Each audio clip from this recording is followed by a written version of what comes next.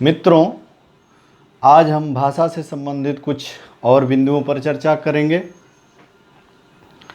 उसमें पहला जो बिंदु है, मानव और मानवेतर भाषा में क्या अंतर है। आप जैसा कि ये सोचते होंगे कि मानवेतर प्राणी की भाषा को भी भाषा में शामिल किया जाना चाहिए। इस तरह से दिमाग में एक विचार उठता है, और ऐसा नहीं, आज से बहुत पहले जब भाषा का वैज्ञानिक अध्ययन नहीं किया जा रहा था तो ये मान्यता थी कि मानवेतर प्राणी की भाषा को भी भाषा में शामिल किया जाए। परंतु कुछ समय बीतने के बाद जब भाषा पर गहन चिंतन मनन प्रारंभ हुआ तो कुछ पाश्चात्य विद्वान इस क्षेत्र में सामने आए, जैसे हाकिट महोदय, मैकलेन और चामास्की। इन लोगों ने अपने अपने अनुसार भाषा का अध्ययन किया और कुछ ऐसे लक्षण निकाले और उसके आधार पर ये सिद्ध करने का प्रयास किया कि मानवेतर प्राणी की भाषा मानव की भाषा में शामिल नहीं की जा सकती। और इन विद्वानों ने अलग अलग लक्षण बताए और उन्हीं लक्षणों के आधार पे मानव और मानवेतर प्राणी की भाषा को अलग किया जाता है।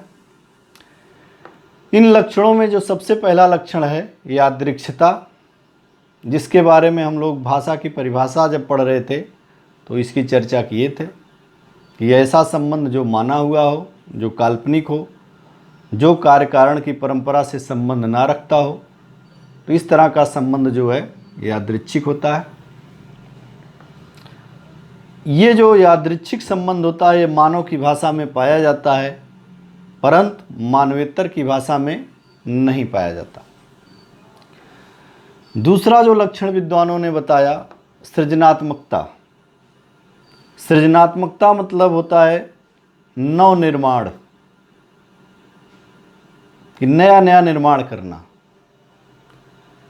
और सृजनात्मकता की असीमित क्षमता जो है मानव की भाषा में पाई जाती है, जबकि ये मानवेतर भाषा में नहीं मिलती।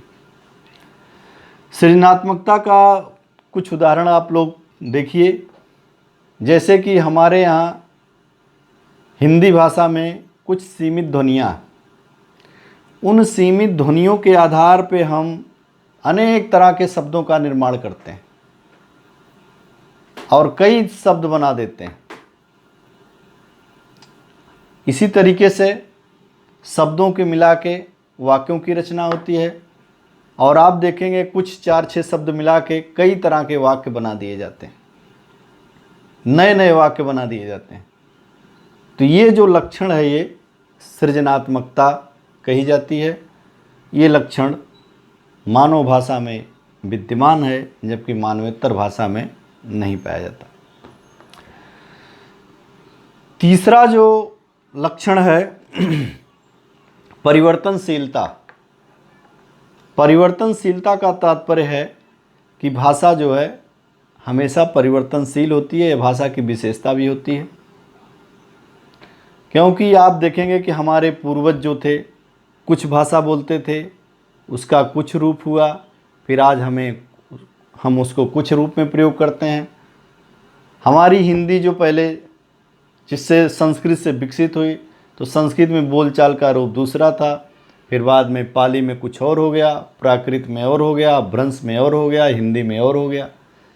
तो इस तरह से जो है भाषा समय के अनुसार परिवर्तनशील होती है, और ये परिवर्तनशीलता का लक्षण मानव भाषा में पाया जाता है, जबकि मानवेतर प्राणियों की भाषा में लक्षण नहीं पाया जाता। वो आज भी उसी आवाज़ में बोलते हैं जिस आवाज़ में उनके पूर्वज बोलते थे। एक और लक्षण अनुकरण ग्राह्यता है। देखिए, जो मानव होता है, मानव जो भाषा को सीखता है वो अनुकरण के माध्यम से सीखता है। बच्चा जब परिवार में जन्म लेता है तो अपने माता पिता के माध्यम से या समाज में अन्य लोगों के जब वो संपर्क में आता है तो उनसे अनुकरण के माध्यम से तमाम चीज़ों को सीखता है और उसकी भाषा धीरे धीरे विस्तृत होती जाती है। जबकि अनुकरण की प्रवृत्ति जो है वो मानवेतर प्राणियों में नहीं होती। एक और ऐसी विशेषता है जो कि मानव और मानवेतर भाषा को अलग करती है, वो है विविक्तता। विविक्तता का मतलब होता है कि अविच्छिन्न इकाई का ना होना। अविच्छिन्न मतलब एक ही इकाई का ना होना, बल्कि वो विच्छिन्न हो, अर्थात किसी भाषा की जो इकाई हो उसको जो है खंडित किया जा सके या और छोटे छोटे टुकड़ों में विभाजित किया जा सके। तो भाषा की इकाइयों को और छोटे छोटे टुकड़ों में विभाजित करना विविक्तता कहलाता है। जैसे हमारे यहाँ भाषा की जो एक संपूर्ण इकाई मानी जाती है वाक्य है। वाक्य को हम तोड़ देते हैं पद या रूपों में, रूप को तोड़ देते हैं शब्दों में, शब्द को तोड़ देते हैं ध्वनियों में। तो ये जो है मानव भाषा में ये लक्षण विविक्तता का पाया जाता है, जबकि मानवेतर प्राणियों में लक्षण नहीं मिलता। एक और विशेषता है द्वैतता। द्वैतता अर्थात दोहरा चरित्र। मानव की जो भाषा होती है उसका चरित्र दोहरा होता है। उस मानव भाषा की जो इकाई होती है, इकाई में कुछ उसके अवयव सार्थक होते हैं और कुछ अवयव निरर्थक होते हैं। जैसे वाक्य, रूप, शब्द, उपसर्ग, प्रत्यय, ये सब सार्थक होते हैं जिनको आप रूपिम कहते हैं। और जैसे ध्वनियाँ जो होती हैं, किसी शब्द को जब आप अलग अलग कर देते हैं तो ध्वनियाँ बन जाती हैं, और जब ध्वनियाँ अलग अलग हो जाती हैं तो अलग अलग ध्वनियों का कोई अर्थ नहीं होता। लेकिन ये ध्वनियाँ जब शब्दों में प्रयोग की जाती हैं तो शब्दों का अर्थ बदल देती हैं, और इन ध्वनियों को जो है इसीलिए स्वनिम कहा जाता है। तो ये लक्षण जो है द्वैतता का मानव भाषा में पाया जाता है, जबकि मानवेतर भाषा की जो ध्वनियाँ होती हैं वो उनको विखंडित नहीं कर सकते आप। अगर कुत्ता भौंकता है तो उसकी आवाज़ वही रहेगी, फिर उसको आप छोटा नहीं कर सकते। एक और लक्षण विद्वानों के द्वारा बताया गया है भूमिकाओं का परस्पर परिवर्तन। मतलब भूमिकाओं का परस्पर अदला बदली। मानव भाषा में जो वक्ता होता है एक समय के बाद वो श्रोता बन जाता है, और जो श्रोता होता है वो वक्ता बन जाता है। जैसे हम अगर किसी से कुछ कह रहे हैं तो जब हमारी बात को वो सुनेगा तो वो भी कुछ बोलेगा, तो उसकी बात को हम समझेंगे, फिर हम कुछ बोलेंगे। इस तरह से जो है भूमिकाओं का परस्पर आदान प्रदान हो जाता है। ये चीज़ जो है मानव भाषा में मिलती है, लेकिन अन्य प्राणियों की भाषा में ये लक्षण नहीं पाया जाता। उसके बाद है अंतरणता, अंतरण, ट्रांसफ़र। लेकिन यहाँ पे अंतरणता किसका है? काल का, समय का। मानव भाषा जो होती है वो काल के सापेक्ष अंतरण हो जाती है, ट्रांसफ़र हो जाती है। अर्थात मानव जो है वर्तमान काल की भी बात कर सकता है, भूतकाल की भी कर सकता है और भविष्य काल की भी कर सकता है। अतः पे यहाँ पे काल का ट्रांसफ़र हो रहा, वर्तमान से भूत, भूत से भविष्य, ठीक है। लेकिन अन्य प्राणियों की भाषा में ये गुण नहीं पाए जाते। तो इन लक्षणों के आधार पे विद्वानों ने निष्कर्ष निकाला कि जिन भाषाओं में ये लक्षण विद्यमान हो वो मानव की भाषा है, और उसी का अध्ययन हम भाषा विज्ञान में करते हैं और ये लक्षण जिस भाषा में विद्यमान नहीं है उसका अध्ययन भाषा विज्ञान के अंतर्गत नहीं किया जाता। तो मित्रों, थोड़ा सा आप लोग अध्ययन करिए, कुछ अलग चीज़ों को जानने का प्रयास करिए, क्योंकि देखिए वर्तमान समय की जो शिक्षा नीति भी बदल रही है। अगर आप केवल रटी रटाई बात को जो है केवल पढ़ेंगे और कहीं अंदर से कुछ पूछा जाएगा तो आप उस प्रश्न का जवाब नहीं दे पाएंगे। इसीलिए जो उसकी विशेषताएं हैं, जो उसके तत्व हैं, जो लक्षण हैं, उसको आप जो है थोड़ा सा डिटेल जानने का प्रयास करिए, तो उसका आपको लाभ मिलेगा। इसी के साथ साथ मित्रों हम लोग एक और बिंदु है जो आज निर्धारित किया गया है कि भाषिक संरचना और उसके स्तर, कि भाषा की संरचना क्या होती है और उसके स्तर क्या होते हैं।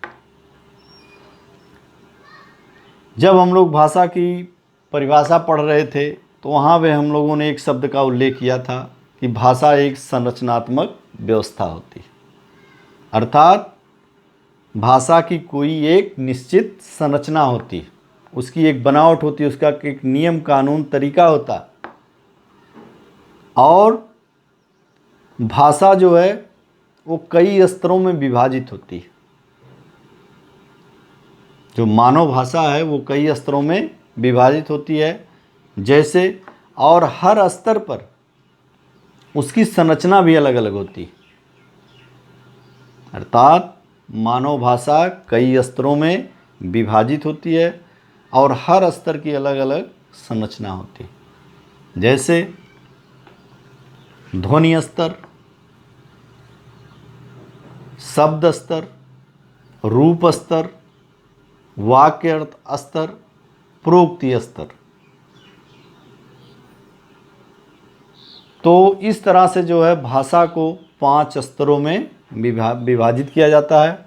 उसमें जो सबसे छोटी इकाई या सबसे छोटा स्तर होता है उसको ध्वनि स्तर, उससे जो बड़ी इकाई होती है उसको शब्द स्तर, फिर उससे बड़ा जो होता है उसको रूप या पद स्तर, फिर वाक्य स्तर और प्रोक्ति स्तर। तो ध्वनि, शब्द, रूप और वाक्य, इसके बारे में आप थोड़ा बहुत परिचित हैं। हो सकता है प्रोक्ति शब्द से आप परिचित ना हो, थोड़ा सा हम इसका उल्लेख करेंगे। प्रोक्ति मतलब वाक्यों का एक समुच्चय होता। प्रोक्ति जो है वाक्यों का एक समुच्चय, एक समूह होता है छोटे छोटे वाक्यों का। जैसे जब हम कोई बात किसी से कहते हैं, वो बात अगर थोड़ी सी गूढ़ है तो उसको स्पष्ट करने के लिए हम एक वाक्य से संतुष्ट नहीं होते, बल्कि कुछ और छोटे छोटे वाक्यों का प्रयोग कर देते हैं। तो ये जो मतलब वाक्यों का ये जो पूरा समुच्चय है, जिससे जो है आप अपनी बात को पूरी तरीके से स्पष्ट कर देते हैं, उन वाक्यों के समुच्चय को प्रोक्ति कहा जाता है। तो आप देखेंगे कि ये जो है वाक्य से बड़ी इकाई होती है, उसकी भी संरचना अलग होती है। ठीक है, सब हर स्तर के अपने अलग अलग नियम होते हैं। जैसे वाक्य स्तर में हिंदी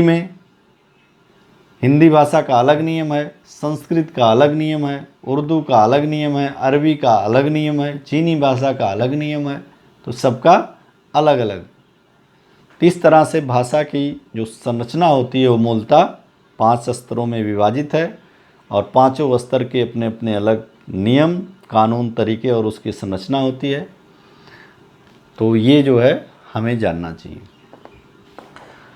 उसके साथ साथ एक और बिंदु मित्रों, कि भाषा विज्ञान की शाखाएं क्या क्या। जैसा कि हम लोग जानते हैं, भाषा विज्ञान के अंतर्गत किसी भाषा का विस्तृत अध्ययन किया जाता है और ये वैज्ञानिक दृष्टिकोण भी होता है कि किसी भाषा का विभिन्न दृष्टियों से आप अध्ययन करें और जिन जिन क्षेत्रों में आप अध्ययन करते हैं वो क्षेत्र जो है उस भाषा की उपशाखाएं बन जाती हैं। तो इसी तरीके से भाषा विज्ञान में कई शाखाएं हैं। कुछ शाखाएं मुख्य हैं और कुछ गौड़ शाखाएं। मुख्य शाखाओं के अंतर्गत हम ध्वनि विज्ञान, शब्द विज्ञान, रूप विज्ञान, वाक्य विज्ञान, प्रोक्ति विज्ञान का अध्ययन करते हैं। और गौड़ शाखाओं में हम लिपि विज्ञान, शैली विज्ञान, भाषा की उत्पत्ति का विज्ञान, भाषा के भौगोलिक क्षेत्र का विज्ञान, भाषा के इतिहास का विज्ञान आदि इन क्षेत्रों में अध्ययन करते हैं। तो ये सब जो है भाषा विज्ञान की शाखाएं हैं। और जब हम आगे बढ़ेंगे तो देखेंगे कि किसी के भाषा का अगर हम अध्ययन करेंगे तो इन क्षेत्रों से संबंधित विचार हम उस भाषा में निकाल के रखेंगे। तो इस तरह से भाषा विज्ञान का क्षेत्र बहुत विस्तृत है, लेकिन मुख्य रूप से 5 ही क्षेत्र है उसके। कुछ गौड़ क्षेत्र भी हैं, आप लोगों को उनको जानना चाहिए। इसके साथ साथ मित्रों थोड़ी सी 1-2 पॉइंट और है। जैसे ये प्रश्न उठाया जाता है कि भाषा विज्ञान पढ़ने से लाभ क्या है। अगर पूछा जाए कि भाषा विज्ञान पढ़ने से क्या लाभ है, थोड़ा झंझटी विषय है, टेक्निकल है, तो इससे क्या लाभ होता है। तो आप देखेंगे, अगर किसी चीज़ का आप जो है वैज्ञानिक तरीके से उपयोग करिए तो संसार की कोई भी चीज़ व्यर्थ नहीं। अगर प्रभु ने उसको बनाया है तो बनाने का तात्पर्य कुछ प्रभु का होगा, इसका कुछ उपयोग है। अब आपका ज्ञान विज्ञान उतना आगे नहीं है कि आप उसका उपयोग कर सकिए, तो आपके लिए निरर्थक लगेगी। लेकिन अगर आपका ज्ञान विज्ञान विस्तृत है तो आप उसका उपयोग अपने जीवन में कर सकते हैं। इसी तरीके से भाषा विज्ञान का भी मानव जीवन के लिए बहुत उपयोगी है, और उसका अध्ययन हम लोग इसलिए करते हैं कि भाषा विज्ञान के अध्ययन से जो है मनुष्य की जिज्ञासा तृप्त हो जाती है। जैसे मनुष्य जो है एक जिज्ञास प्राणी है, वो तमाम चीज़ों के बारे में सोचता रहता है कि कैसे क्या हुआ, हम कैसे यहाँ पे पहुँचे, हमारी भाषा यहाँ तक कैसे आई। ठीक है, तो अगर आप भाषा विज्ञान के अंतर्गत ऐतिहासिक भाषा विज्ञान का अध्ययन करते हैं तो आपकी ये जिज्ञासा समाप्त हो जाएगी और आप जो है अपनी भाषा के बारे में जानकारी आपको हो जाएगी। साथ भाषा विज्ञान का जो दूसरा लाभ है, हम अपने प्राचीन संस्कृत से परिचित हो जाते हैं। हम जान जाते हैं कि हमारे प्रागैतिहासिक काल में हमारी क्या संस्कृति थी, क्या परंपरा थी, मध्यकाल में क्या हुई, आधुनिक काल में क्या हुई। इससे आप जो है पूरी तरीके से परिचित हो जाते हैं। तीसरा चीज़ जो है मानवता के विकास की, मानवता का कैसे मानसिक विकास हुआ, इससे भी आप अवगत हो जाते हैं कि मानवता पहले किस अवस्था में थी, फिर कैसे कैसे जो है वो आगे बढ़ी, फिर वर्तमान में जो है वैज्ञानिक युग में कैसे वो यहाँ तक पहुँची, उसका ज्ञान विज्ञान कैसे विस्तृत हुआ, जानकारी कैसे बढ़ी, इसके बारे में भी आप अवगत हो जाते हैं। एक और चीज़ है कि भाषा विज्ञान का जो है व्यवहारिक प्रयोग बहुत जीवन के लिए उपयोगी होता है। जैसे आज हम लोग अनुवाद करते हैं, डिक्शनरी बनाते हैं, या एक भाषा से दूसरे भाषा की जानकारी अगर करना हो तो अगर आदमी को दोनों भाषाओं का ज्ञान है तो उसका प्रयोग करके आदमी जो है समस्याओं को हल कर सकता है, और हमारी जो है लिखने की शुद्धिकरण हो जाती है। अगर हमें जानकारी नहीं होगी तो हमारे लिखने में तमाम त्रुटियां होंगी, और अगर जानकारी हो जाएगी तो त्रुटियों से हम निजात पा जाएंगे। तो ये सब तमाम तरीके से भाषा विज्ञान के अध्ययन के लाभ हैं। इसलिए मित्रों ये बहुत अच्छा सब्जेक्ट है, और जब आपकी भाषा नहीं सही रहेगी तो आपका बाकी सब चीज़ें खराब हो जाएंगी। इन्हीं बातों के साथ आज हम अपनी वाणी को विराम देते हैं। धन्यवाद।